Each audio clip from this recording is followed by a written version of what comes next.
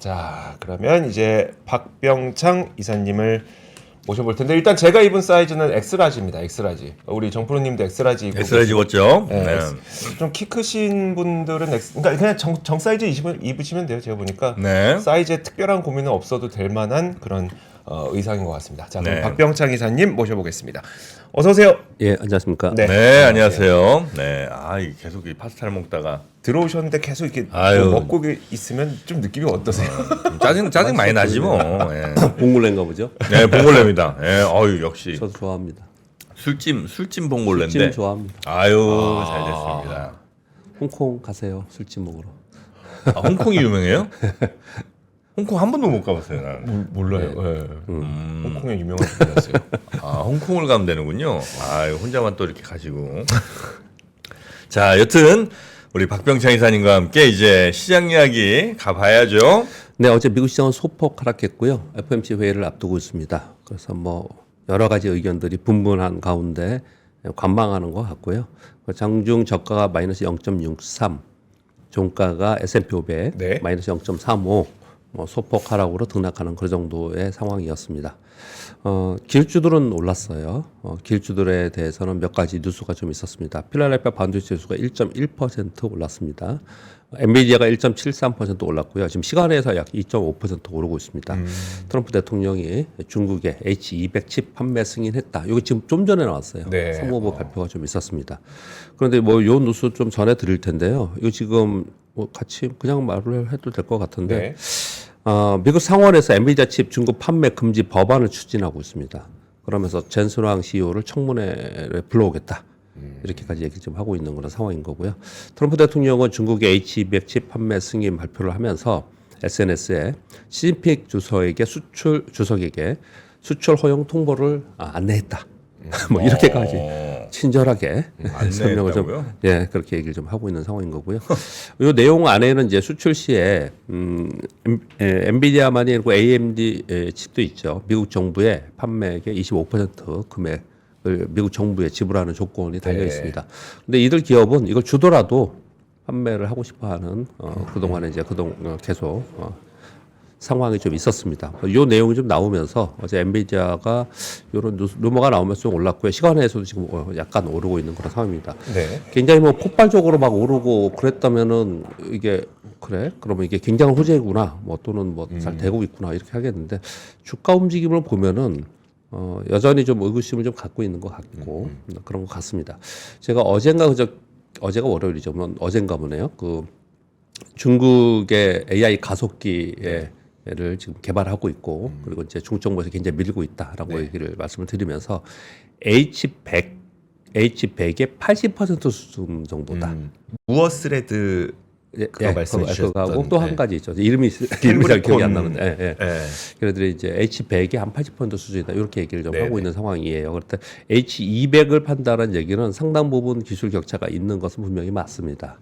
근데 그럼에도 불구하고 미국 상무부에서 그렇게 발표를 했지만 상원에서는 뭐 늘 얘기하는 국방 관련된 우려 뭐 이런 얘기들을 하면서 요거 판매의 금지 지금 절차를 좀 받고 있는 상황이라서 그걸 좀 이제 추적해 봐야 될 것 같은데 일단 트럼프 대통령은 직접적으로 중국에 통보도 했고 그런 상황이 좀 있기 때문에 이번에는 승인이 되지 않겠냐라는 쪽으로 좀 얘기가 되고 있는 것 같습니다. 트럼프 대통령이 또 상원에 뭐라고 해야 되죠? 가서 또 잘 달래겠죠. 뭐 얘기도 좀 하겠죠. 네.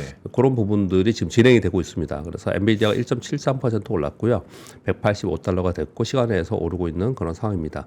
전반적으로 그래서 마이크론도 한 4% 올랐고요. 그래서 반도체 지수가 오르면서 지수의 하락을 좀 방어했고 다른 쪽은 좀 약한 그런 모습을 나타냈습니다.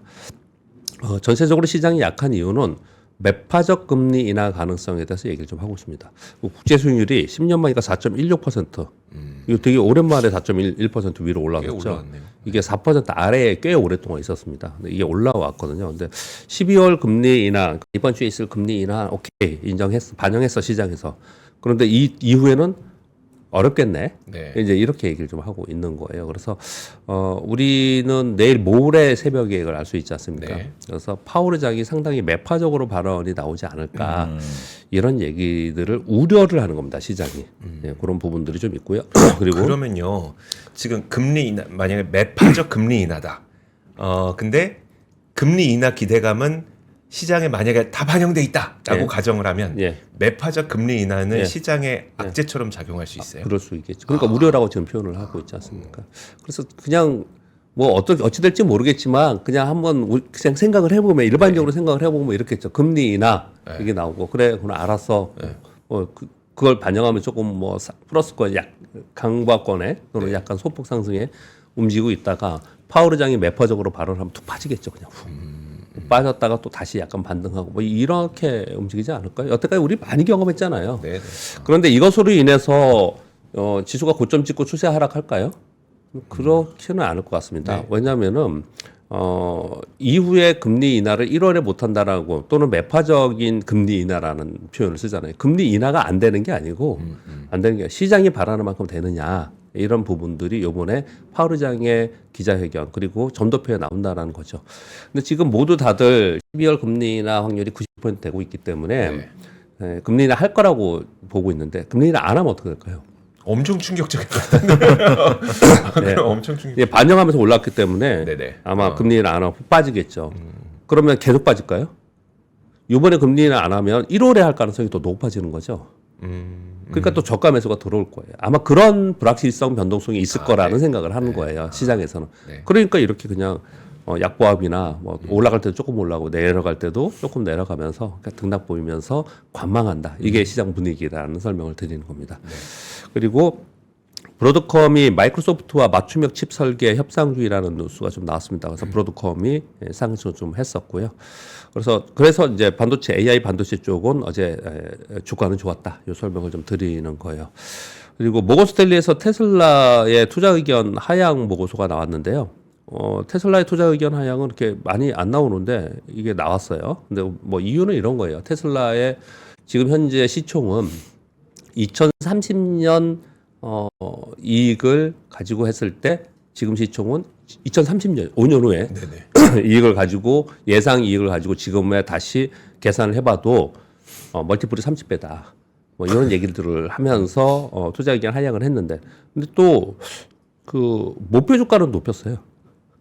목표 주가는 좀 높이면서 그래서 테슬라에 대해서 좀 장기적 관점에서 지금 보고서가 나온 것 같고요. 그러나 테슬라가 어제 3.3% 빠졌는데 테슬라는 이런 거 나온다고 막 그냥 추세 하락하고 이런 종목이 아니에요. 크게 걱정하는 그런 종목이 아니에요, 이 종목은. 약 3% 정도. 그냥 뭐 일반적으로 남들 빠질 때만큼 빠지는 정도. 네. 그 정도의 어저께 하락이 있었는데요. 또 다른 뉴스 나오면 또 올라오고 그러겠죠. 테슬라가 439달러예요. 옛날에 정프로님이 사시고 싶었던 300달러에서 엄청나게 많이 올라와 있습니다. 그러네요. 네. 그러니까 테슬라는 뭐 이건 뭐 그들의 의견인 거고 테슬라는 미래 비전을 가지고 시장에서 움직이고 있는 종목이다. 그렇게 좀 볼 수가 있겠습니다. 전반적으로는 FMC 약두고 관망 분위기였다. 기술주, 엔비디아를 비롯한 마이크론 그리고 반도체 AI 쪽이 상승을 했다. 그렇게 해석을 하겠습니다. 어제 우리 시장은 코스피가 1.34% 올라 4,154포인트, 코스닥 0.33% 올랐는데요. 12월 들어서 외국인들이 안 팔죠. 네. 외국인들이 아주 뭐 공격적으로 사지 않는다 하더라도 외국인들이 팔지 않으니까 뭐 시장은 좀 뭐 강하게 움직이는 그런 모습을 좀 나타내고 있고요. 어제 또 독특한 점이 있었습니다. 플러스 0.22% 소폭 상승으로 시작을 했는데요. 아침에 외국인 기관들이 동시 매도였어요. 아주 작은 매도가 아니고요. 몇 천억씩 매도했습니다. 아침에. 그랬는데 그러면서 이제 하락으로 전환했었어요. 플러스 0.2에서 마이너스까지 전환했다는 거예요. 그런데 쭉 보니까 기관들이 막 사기 시작을 하더라고요. 그러면서 지수가 플러스로 올라왔었거든요. 그래서 플러스 0.3, 0.4에서 오랫동안 있었어요. 네. 근데 막판에 외국인들이 다시 매수로 전환하더라고요. 그러면서 상승폭을 올려서 1.34%가 됐어요. 그 핵심에는 SK 하이닉스가 있었습니다. 이 뉴스에 의해서 기관들이 먼저 샀고 외국인들이 나중에 따라 사는 그런 모양이 좀 된 거라고 저는 추정을 좀 하고 있습니다. 삼성전자가 오르다가 SK하이닉스 오르니까 삼성전자는 상승폭을 줄이더라고요. 또 네. 왜 같이 가면 안 되나? 라는 생각이 들어요. 삼성전자는 좀 상승폭을 줄이고 SK하이닉스가 어제 보합권에 있다가 플러스 6%에 끝났는데 ADR 발행 이슈가 어제 싹 돌았습니다. 요것 때문에 오른 부분도 좀 있는데요. SK하이닉스의 미국 ADR은 아메리칸 디파지터리 리셋이죠. 네. 그러니까 디파짓해서 거래한다라는 거예요. 증서를 가지고. 근데 이 ADR 발행을 하느니 안 하느니 또는 어떤 증권사의 보고서를 보면 강력하게 이걸 얘기하는 쪽이 있어요. 그러면서 삼성, SK하이닉스 주식을 엄청 미는 쪽이 있더라고요. 네, 그런 하우스들이 좀 있는데, 근데 이게 됐을 때 SK하이닉스의 저평가 부분이 해소될 거다라는 긍정적인 부분들, 네. 그리고 미국에서의 새로운 수요에 대한 긍정적인 부분들, 그리고 긍정적인 것부터 말씀을 드리면, 그리고 미국의 기업들, 대표적으로 엔비디아지 않습니까? 네네. 엔비디아의 협력 관계가 더 공고히 된다. 뭐 이런 부분들을 이제 부각이 되는 거고요. 심지어 어제 어떻게까지 얘기가 돌았냐면은 이게 발행이 되면 곧바로 주가 측면에서 12만 원 정도가 곧바로 올라야 된다. 지금 현재 주가에서. 왜 그런 거예요? 그 밸류에이션 때문에. 네, 밸류에이션 때문에. 예, 밸류에이션을 비교했을 때, 네. 마이크론하고 비교를 합니다. 이걸. 네, 그렇게 정도까지 얘기가 좀 있었습니다. 그래서 이게 또 이슈가 돼서 전에 SK하이닉스가 상대적으로 막 급등했을 때도 이 얘기가 있었습니다. 우리도 그런 얘기 했었지 않습니까? 네. 근데 어제 다시 또 이 얘기가 있으면서 SK하이닉스가 또 올라가는 모양이 좀 상승이 좀 나타났거든요. 근데 잠깐 부연 설명을 드리겠습니다. SK하이닉스에 대한 이러한 모멘텀이 발생이 되면서 올라가는 부분은 분명히 있고, 그리고 내년도에 SK하이닉스의 영업이익의 기울기가 주가의 기울기거든요. 네. 그 부분에 대해서 모두 그다 긍정적으로 보고, 그래서 SK하이닉스 좋게 얘기하는 부분이 좀 있습니다. 지금 좋은 쪽만 얘기를 했잖아요. 네. 근데 지금 삼성전자 ADR이 없었을까요? 과거에 있었어요. 네. GDR도 있었습니다. 유럽에 상장을 하거나 싱가포르, 아시아나 상장하는 경우에 GDR이라고 하거든요. 그 G는 글로벌입니다. 글로벌. 네.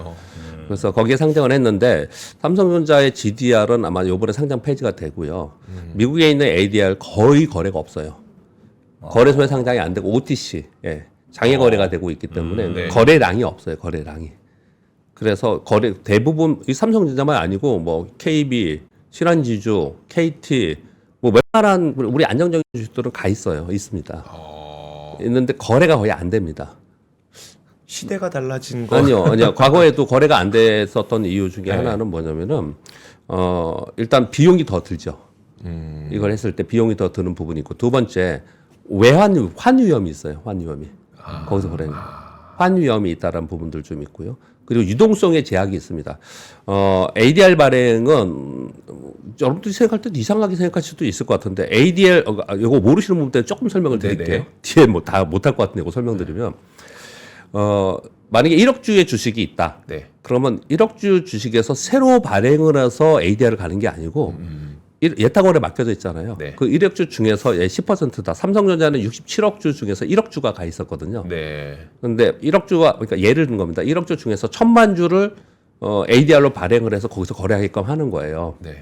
어차피 우리가 이게 옛날처럼 실물 거래라면 이런 일이 있을 수가 없어요. 네. 근데 지금은 실물 거래가 아니잖아요. 그냥 전자 거래지 않습니까?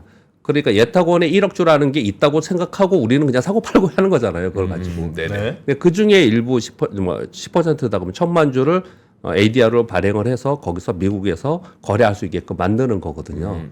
그러면 어떤 일이 또 우리가 생각을 해야 되냐면 1억주 중에서 이 기존의 주식에서 실제로 만약에 SK하이닉스가 신규 발행해서 한다 그러면 악재일 가능성도 있어요. 그렇죠. 네.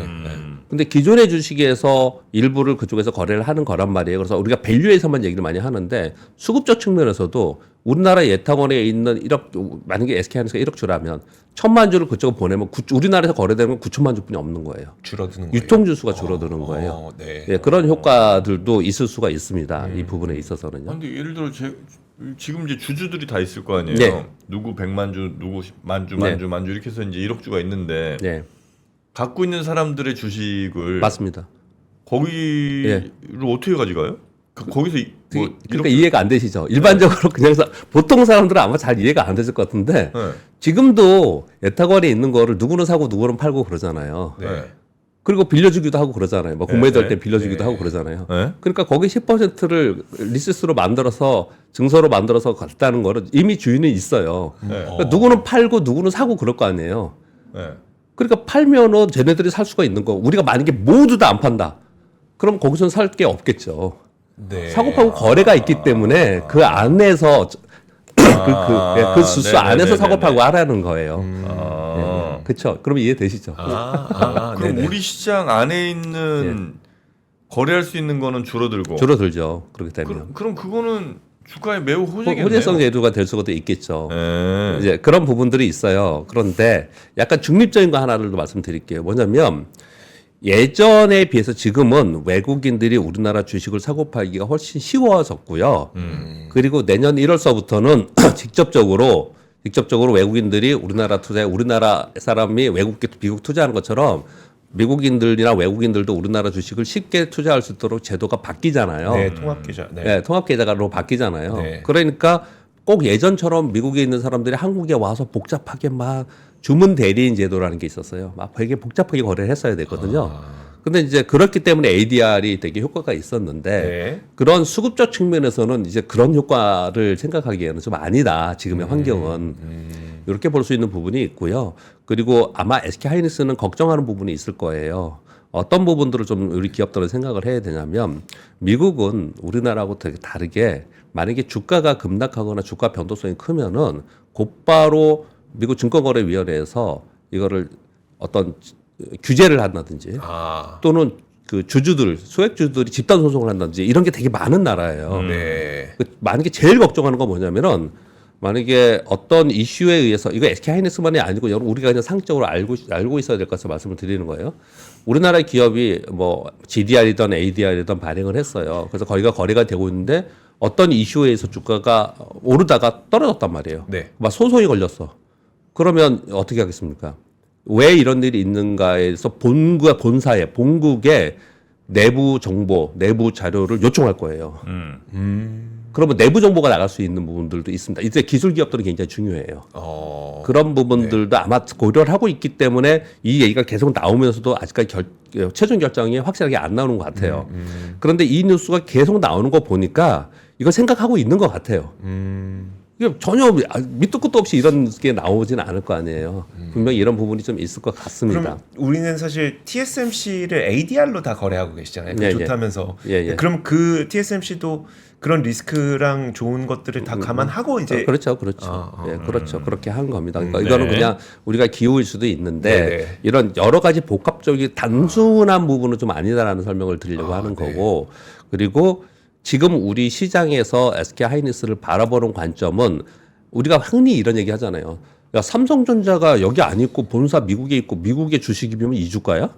SK 하이닉스가 이주가야? 이런 표현을 쓰잖아요. 네. 그 표현하는 것은 우리나라의 거래소에 있기 때문에 우리나라의 기업이기 때문에 상대적으로 저평가받는 부분이 있다라는 거잖아요. 네. 그것을 ADR 발행으로 인해서 일부 해소되면서 릴레이팅을 할 수 있다라는 것이 시장에 반영이 되고 있다라는 거예요. 근데 그 이면에 ADR에서 되게 복잡한 게 되게 많은데 그러네요. 혹시나 이 부분에 대해서 좀 헷갈려 하시거나 어렵게 생각하실 것 같아서 잠깐 말씀을 드린 거예요. 저 궁금했어요. 오늘 그래서 예. 꼭 여쭤보고 싶었어요. 예. 오프닝부터 그 얘기 했잖아요. 제가. 그래서. 네. 이사님 오시면 그러면 이제 이해가 되셨죠. 그래서 SK 네. 하이닉스에 대한 기대감이 뭔지 그런 부분도 좀 말씀을 좀 드리겠고요. 네. 그래서 SK 하이닉스가 6%까지 쭉 올라오면서 이제 지수를 더 끌어올렸습니다. 그러니 뭐 전체적으로 시장에 SK 하이닉스 이슈가 중요하니까 제가 이렇게 설명을 드리는 네. 겁니다. 그렇게 말씀드리겠고요. 어제 에코프로가 21%로 올랐어요. 얘네들이 우리 이 기자님이 항상 그 얘기 하시던데 첫 번째 2차 전지가 올랐던 건 뭐죠? 중국의 규제 완화. 규제. 구조조. 규제. 그것 때문에 처음에 찌끔 딱 올라오면서 저점은 바닥을 확 찍고 급등을 했었거든요. 그러다 또 주춤했었어요. 네. 그 주춤하는 사이에 계속 얘기 2차 전지에 나온 게 뭐예요? ESS. 네. 얘기가 계속 나온 거잖아요. 네. 그럼 결국은 재생에너지는 ESS가 필연적이다라는 걸 가지고 이제 끌고 온 거잖아요. 네. 그러다가 최근에 제일 센 테마가 뭐죠? 로봇이잖아요. 네. 네. 옛날에 얘기했던 것처럼 로봇에 2차 전지가 얼마만하게 들어갈 건데 그래서 이거 2차 전지는 로버탕 2차 전지도 무시 못해. 여기에 우리 같이 이 테마에 우리 같이 가야 돼. 네. 이런 기조가 생겼어요.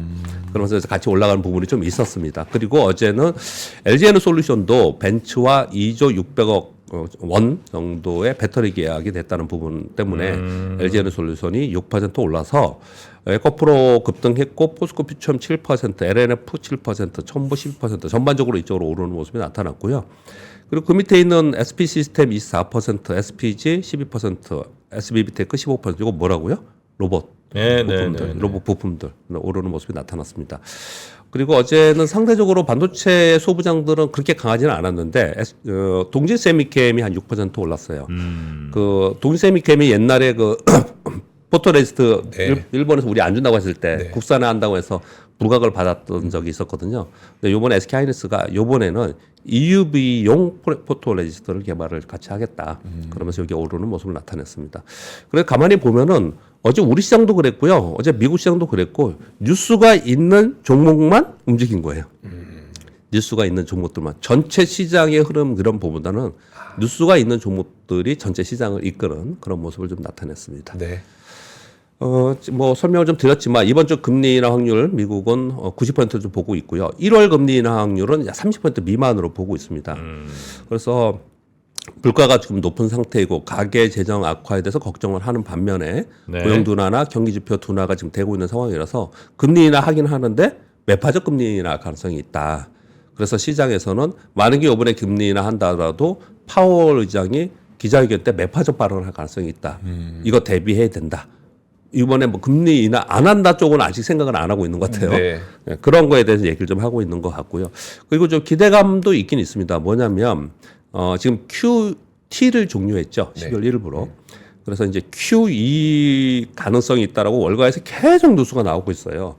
혹시 이것에 대해서 파월 의장이 기자회견에서 힌트를 만약에 준다면 시장 확 살 거예요, 사실. 이게 포인트입니다. 네. 예, 그렇게 정도 말씀을 드리겠고요. 우리나라는 그냥 뉴스에 의해서 움직입니다. 어제 뭐 지수 굉장히 올라와서 전체 지수가 올라온 것 같지 않냐 이렇게 생각할지 모르겠지만 SK하이닉스 그 루머와 뉴스에 의해서 6% 오르면서 전체적으로 오른 거거든요. 굉장히 우리 시장에는 그만큼 파급 효과가 큰 거예요. 그런 네. 뉴스들이. 그렇게 설명을 드리겠습니다. 오늘은 또 엔비디아로 좀 연결됐으면 좋겠네요. 그렇죠. 엔비디아가 시간에서 오르고 있으니까 그래 엔비디아 관련주 쭉 오늘 오르면 그러면 전체 지수는 좋은 현상이 나타나겠죠. 네. 벌써 20분이 됐네요. 오늘 뭐 여러 가지 좀 내용들이 있는데 첫 번째 거는 제가 노란색으로 표시해 왔는데 미국이 이 국가안보 전략보고서 발표했어요. 네. 여기서 되게 황당한 얘기를 먼저 했는데요. 이 얘기부터 일본 뉴스부터 할게요. 요거 발표했다는 거를 말씀드리는 거예요. 먼저 화면 보여드리는 거예요. 백악관에서 국가안보 전략 보고서를 했는데 이렇게 그 문구가 들어갔어요. 유럽이 문명적 소멸할 가능성이 있다. 수십 년간의 경제 쇠퇴, 정치적 검열, 이민 문제로 유럽은 문명적 소멸의 위험에 처해 있으며 경제적 쇠퇴는 문명적 소멸이라는 현실적이고 더 뚜렷한 전망에 가려져 있다. 현재 추세가 지속된다면 20년 이내에 유럽 대륙은 알아볼 수 없을 정도로 병무할 것이다. 그쵸? 웃기죠? 자기들끼리 이렇게 얘기해놓고 네. 여기 안에 내용 보면은 우리가 정말 미국이 이렇게 이거구나. 원래도 그랬지만 이 트럼프 행정부에는 얘 노란색만 한번 읽어드려 볼게요. 이 큰 제목은 되게 멋진 내용들이에요. 뭐 주권과 공정성 그랬잖아요. 근데 네. 이 밑에 읽어보면 국제기구의 간섭을 거부하고 동맹국의 공정한 방위 분담을 요구한다. 불개입주의 성향. 미국의 핵심 이익에만 집중한다. 우리 안디네 신경 안 써. 네. 뭐 이런 거예요. 경제 안보 최우선, 미역의 균형, 그리고 미국 내 산업의 재건, 뭐 에너지 우유 확보, 또는 국경 통제 이민 제한, 대규모 이민 시대를 끝내고 국경을 완벽히 통제하는 것을 목표로 한다. 아시아 쪽에는 네. 불공정 무역 관행을 바로잡고 군사적 우위를 유지해 분쟁을 예방한다. 이런 거거든요. 이 큰 제목들은 뭔가 그래 그런 말 할 수 있어 하는 내용들인데 안의 내용들은 거의 대부분 굉장히 국수적이고 이기적인 내용들이에요. 그러니까 미국이 이번에 이걸 발표를 지금 한 상태거든요. 그러니까 상당 부분 이 기조로 간다라는 것 때문에 우리는 G 투자자가 뭐 이런 것까지 알아야 될지 모르겠지만 이 기조로 간다라는 그 기조는 이거 뉴스를 들으면 자꾸 헷갈리잖아요. 네. 이 기조를 잡는 데는 확실하게 이번에 이 워딩에서 준 거라는 생각이 듭니다. 그러면서 이 안에 내용 중에 유럽에는 또 이렇게 강력하게 또 비판하는 내용들을 좀 넣어놓는 그런 상황이 좀 있었고요. 지금 유럽은 어렵긴 해요. 그래서 유럽 연합에서 그래서 비슷한 결로 누수안을 가져왔는데요.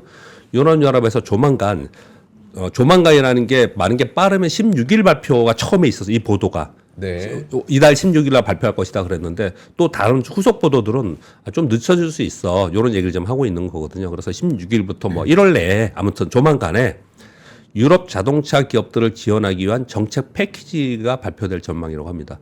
근데 이게 뭔가 그 내용을 읽어봤더니 이런 거예요. 2035년까지 탄소 제로, 내연기관차 퇴출 규제가 있었잖아요. 네. 이거 한 발 물러선다라는 거예요. 와, 진짜 이렇게 변하네요. 그러니까요.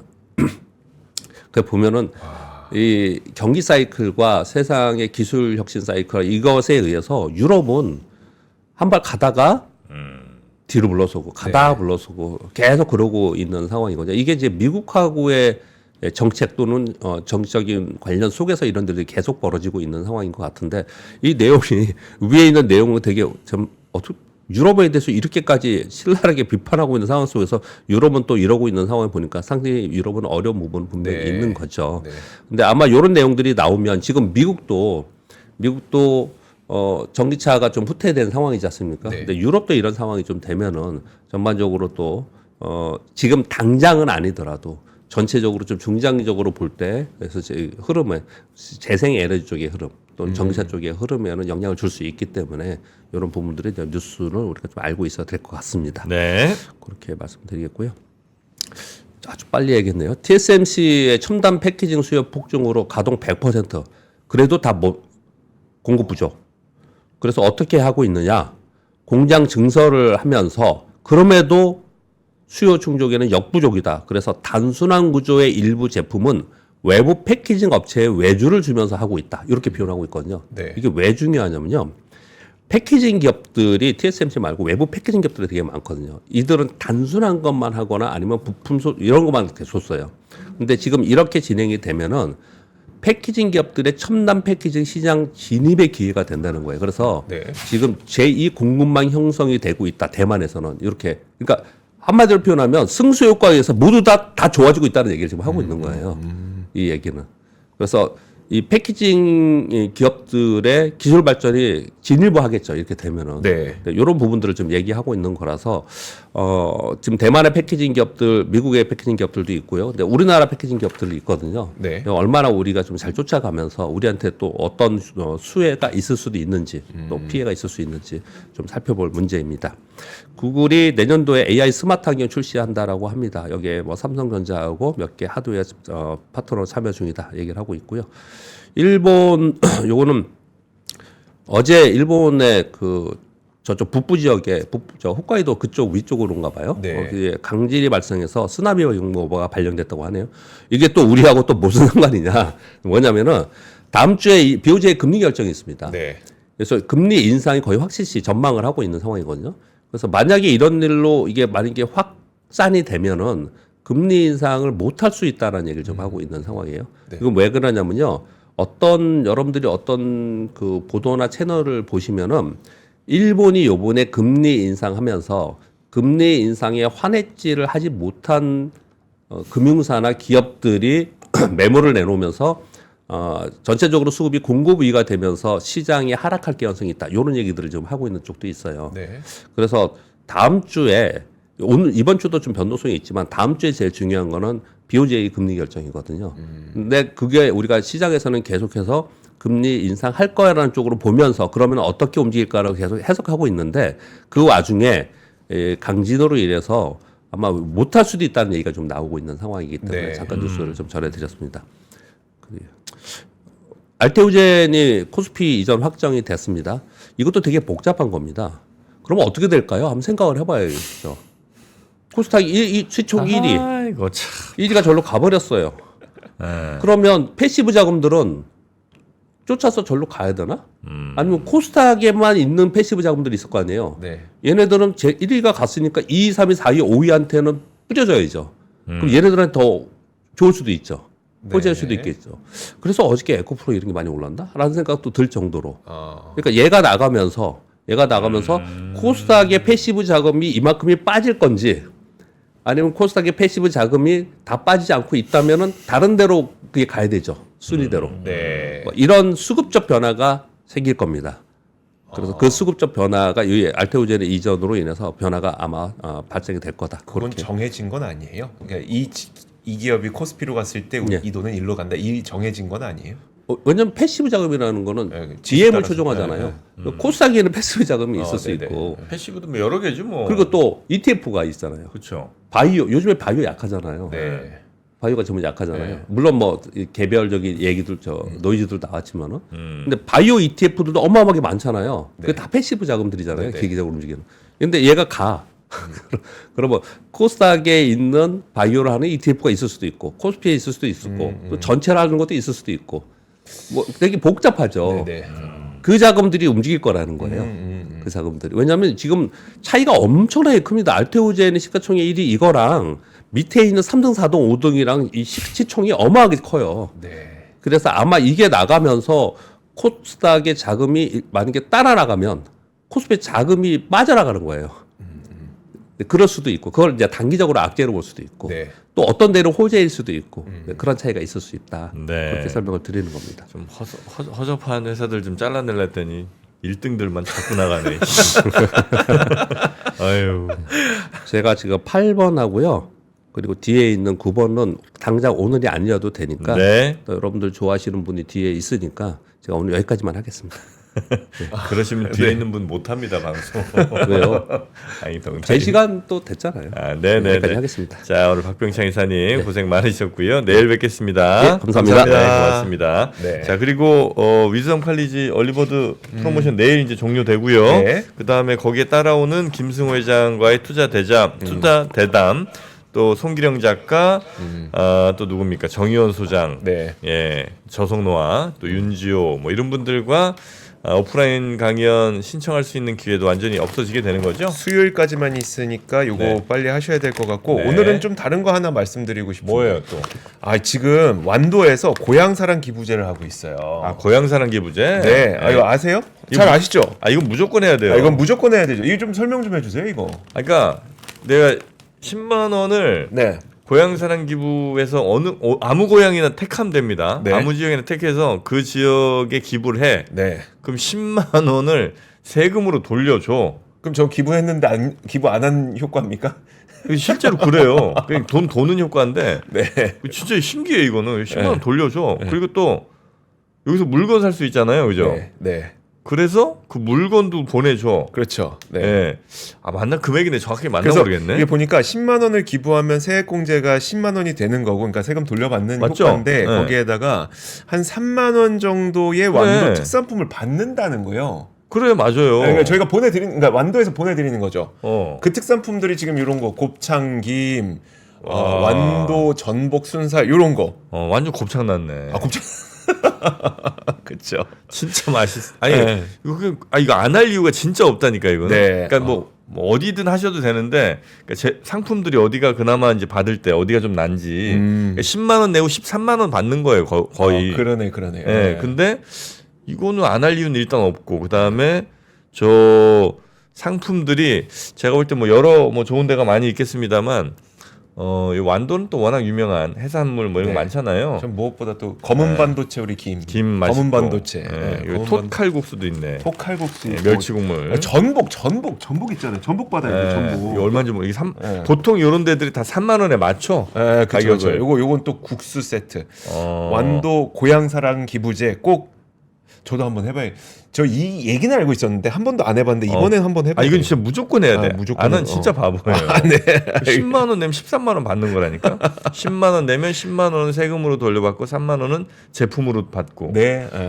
아마 이거는 그냥 정책적으로 제가 보니까 그냥 너무 한 곳에 집중된 수도권에 집중되는 돈들을 여러 지역에 이렇게 나누는 것 같아. 네. 뭐 그런 취지인 것 같은데 뭐 여튼 뭐 이런 거 있으면 해야죠. 해야죠. 안 할 이유가 없습니다.